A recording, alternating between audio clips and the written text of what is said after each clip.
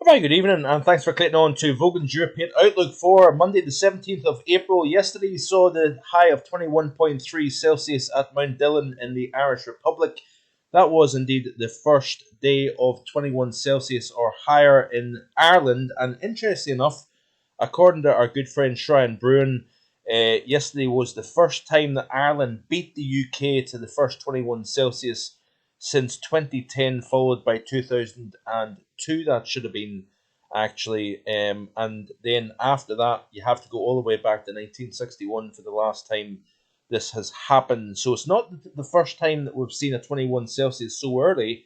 It's the fact that Ireland beat the UK to the 21 Celsius mark. And only two occasions since 1961 has this happened. The first, our most recent being 2010. The most recent after that was 2002, which was quite interesting. What's interesting actually about that is the fact that we had back in March the coldest temperature in the UK since 2010, and indeed the first time since 2002 the temperature dropped below minus 15 or lower 4 times in a row. So that's a couple of little interesting little factoids, if you will, I suppose, with regards to the correlation between cold in March and the cold gone by. So this is a tweet here by Shrian saying that you have to go back to 2010, 2002, the last time we saw a 21 Celsius or lower. Now, the UK, I believe, has hit 20.1 Celsius so far, which is the warmest day of the year for the UK, up in Kinlochhew in the Northwest Highlands. Now, that was forecast by myself here on the channel back last week. The potential for the warmest temperatures anywhere in the British Isles would occur in the northern half of Scotland, either the Moray Coast or the Northwest Highlands.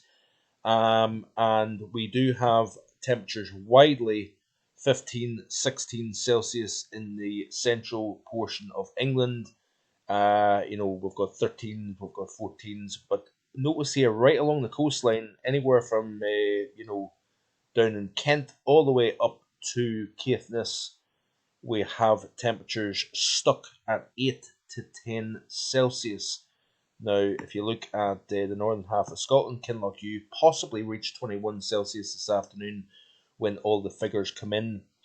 But a few folk a little bit surprised at, why has the Northwest Highlands received the warmest temperatures so far this year as opposed to, your typical warm spots, Midlands, East Wales, Southeast England, for example. Actually, last year, the warmest spot was actually Kinlochhew in the Northwest Highlands as well. So that begs the question, why is that the case? It's all about wind direction, sun and wind direction. And if you've got a south to southeast or a south to southwest wind, you tend to find that the more northern areas of the British Isles tends to be warmer than anywhere else at this time of the year. So it is not uncommon to see the warmest temperatures, be reached in the North Highlands of Scotland as opposed to the south of England. Obviously, things change as the year goes on, and of course, the focus of hottest temperatures generally starts to focus towards a region between, say, Birmingham across to Cambridge and south to London. That tends to be the triangle of hottest temperatures anywhere in the British Isles, for the overall year, generally speaking. But when you've got a southeasterly wind in particular, those winds are crossing over the Grampians, crossing over the Northwest Highlands, for example. The cross over the hills, and then the downslope to the lee of the hills, the air actually dries out, warms up, and that's known as the Foehn effect. So, right up against the coastline, even here in Ross-shire, I've got a reading at the moment here of 20.3 Celsius. Now, the highest temperature of the afternoon so far has been 20.9. So you round that up, and 21 Celsius has been achieved here at my house, unofficially anyway. But if you look at this little graphic here from Weather Underground, and you look at the temperatures here, there's tremendous variability in the temperatures due to where the wind is blowing from. So Allness, to the west of Allness, we've got 21 Celsius, as you can see here. Invergordon Golf Club, we've got 19 Celsius. But right up against the water, we've got 17. In fact, it was actually 15 not that long ago, because the water is obviously cold at this time of the year, and winds coming off that water onshore, the temperatures are much cooler than areas where you've got the wind blowing over land. So, of course, water temperatures 7, 8, 9 Celsius at this time of the year. So, of course, the temperature, the air temperature, is going to reflect that water temperature as the air crosses over that body of cold water. But as that wind then, of course, crosses the land, it heats up and it compresses to an extent. And that is why we're seeing these big fluctuations in temperature. So 20 Celsius, as you can see here at Altnahara. We've got 18 Celsius at Loch Liscarnock, 14 at Tain, where we've got an onshore wind. And of course, Kinlochbervie, or Inverbervie, sorry, is sitting on a measly 7.9 Celsius with a wind chill of 4.8 Celsius. So what a contrast that is compared to the Northwest Highlands at the moment here. But it's certainly a very interesting time of the year, that's for sure, with regards to air temperature. So let's look back. This is off Shrine Bruin's Twitter feed here. This was a tweet that he put out, I think a few weeks ago, back on the 21st of March, in fact. And back in 2022, we had the highest temperature, which was Kinlochune in the Northwest Highlands, reached, I believe, 20.2 Celsius. I could be wrong about that, but I'm pretty sure that's close to the accurate temperature. So I suppose the first 21.1 Celsius in the UK. Sorry, I beg your pardon. So that was achieved on the 15th of April back in 2022. In 2021, 30th of March 2020, 5th of April 2019 was the 26th of February, which is amazing. That was the only time the UK has ever recorded a 21 or higher during the winter season. 2018, it was during the 18th of April, which is very close to this year, of course, that date. Back in 2016, you have to go back to the 5th of May, all the way to the 5th of May before we reached 21 Celsius.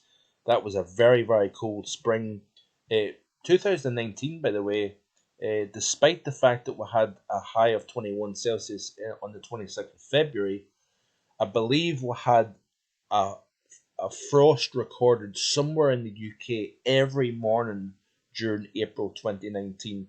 So this is an incredible time of the year. For contrast, we can have winter conditions still, and we can also have summer-like warmth. I've seen 23 Celsius in Scotland during the month of March 2012, and indeed we've also seen accumulating snow, heavy snowfall, disruptive snowfall even in the month of May. So this is a very, very fickle time of the year, a very interesting time of the year actually for weather. Excuse me. And I'm going to show you an example of how fickle things can be, because this warmth that we've got at the moment is a mere tease, so to speak. We're seeing these bumps in the road constantly through this spring, and it is all associated with the hangover effect of the major southern stratospheric warming that took place back in the middle portion of February. Now look at this here. Arctic oscillation is actually firmly negative. And watch this, even more interesting. Look at the NAO. It's going negative. So we still have a little bit to go before we really truly pull out of this kind of nagging effect of chill, wintry chill. Now, of course, this time of the year you're not going to get widespread snow cover and sub-freezing days and whatnot. Still get cold nights, that's for sure. And I think we could see something interesting later down the road. And could still see winter weather, especially over the highest hills of the UK through next week. The models are showing some interesting things, and certainly that would coincide with this negative NAO, negative AO, and the hangover effect of the major stratospheric warming. Now, I did say back at the end of February that the effects of this major strat warming could linger not just through March, but through the month of April as well. And that is exactly what we are seeing, folks. So if you look at these temperatures here, enjoy it, because we are going to see a decrease in temperature in the coming days. But it's all about the wind direction at this time of the year that produces this kind of temperature profile. Mid-teens across the southeast, upper teens, low 20s in the northwest of the UK. And that is exactly why that is the case. Now, if we look at the GFS 850 temperatures here, we've got modestly fresh air at 850, so 5,000 feet above our heads. Notice here we've got an area of chilly conditions over Scandinavia, over central portions of Europe.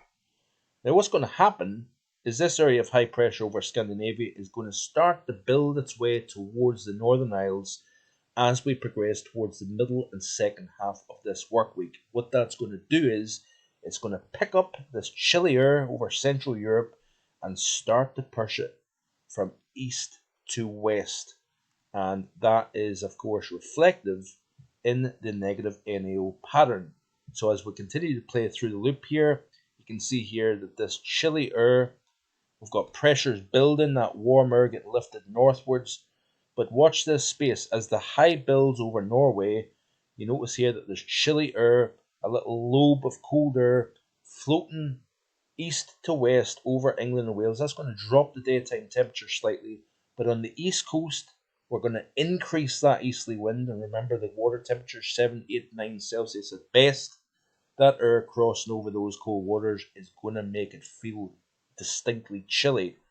Warmer the further west you go, as is often the case at this time of the year. But watch this space as we continue through the second half of this work week. You notice here that the high pressure is building, that warm air is getting lifted further and further north up towards the Norwegian Sea between Iceland and Norway. Notice here we're starting to pull a little bit of a colder surge of air out of the Arctic region of northwest Russia down southwestwards. And watch this. As we play through the second half of the week, we've got an area of some fairly cold air, -5 at 850 here, crossing over Germany, the Low Countries, and eventually it reaches England and Wales and even Southern Ireland. So we're going to see the temperatures drop even across the north of the UK as well as we progress towards the upcoming weekend.